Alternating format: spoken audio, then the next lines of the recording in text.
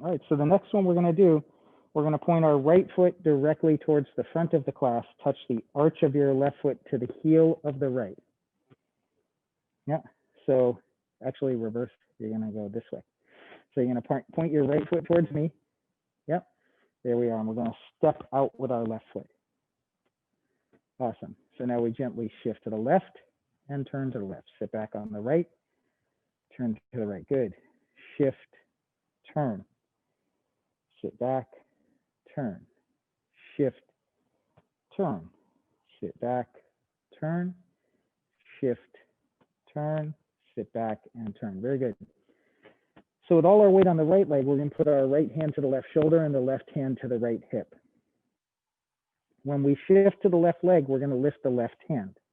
So we shift to the left, lift the left, draw down with the right, turn, draw down with the left. Right hand to the shoulder, sit back, left hand on the hip, good.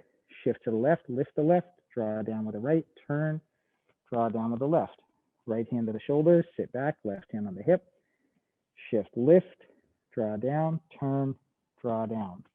Shoulder, hip, shift, lift, draw down, turn, draw down, shoulder, hip, shift, lift, draw down, turn, draw down. Good.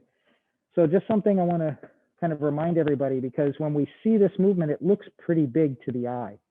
It kind of can take on the appearance that I'm doing this. But this elbow is bent, and that's going to be my pivot point. So my elbow will remain bent when my hand comes up. This elbow is bent, and it's the pivot point. So the arm's straighter, but not straight when it comes down. So in neither of these cases am I lifting the shoulder as much as I'm pivoting at the elbow. So the hands kind of pass each other on that same 45-degree angle, if that makes sense. So when we're here and we shift one up, one down, before we make the turn, this is our position. Then we lift the elbow, turn, come down. So we have that angle. So you notice that I'm not extending this arm out. It's here, and then I come down. Good. Let's try the other side. Any questions so far in any of that? No? Okay, no worries. So left foot towards the front, arch of the right foot to the heel, step straight out, shift to the right, turn to the right. Sit back, turn to the left. Shift to the right, turn to the right. Sit back, turn to the left. Shift to the right, turn to the right. Sit back, turn to the left. Very good. Left hand to the shoulder, right hand to the hip. We're going to be shifting to the right, which means the right hand is the one that comes up. We shift to the right, lift the right, draw down with the left, turn, draw down with the right. Left hand to the shoulder, right hand hip, shift right, lift right, draw down with the left, turn, draw down with the right. Left hand shoulder, right hand hip, shift right, lift right, draw down with the left, turn, draw down with the right. Right hand shoulder, left hand hip, lift, draw down, turn, draw down. Left hand shoulder, right hand hip, shift right, lift right, draw down, turn, and draw down. Very good. So this is an exercise that it's probably an understatement to say it's complicated, right? Just the sheer number of instructions. You know, if you read the number of ingredients in this thing, you go, that is not a simple recipe. And all those instructions are because we are actually trying to acquire quite a high level of coordination. What we're ultimately striving for is something that is a continual exercise.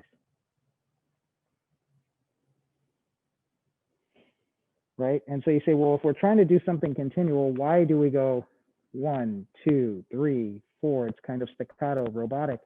But the reason is that over time, it becomes a lot easier to smooth that movement out when you've got all those points along that arc to describe a smooth arc, right? The more points along the way, the smoother that's going to be. So if I'd said, well, let's just follow along, we'd all be kind of doing this and no one would really get it. And then if we didn't have all of these postures where we're here, shift, lift, draw down, turn, draw down, then when we went to smooth it out, it would kind of fall apart. But because we have this deliberate approach, over time, you find that your body relaxes into what you're doing. You don't have to think about all of those details as much at the same time, and it becomes more connected, right? So that's kind of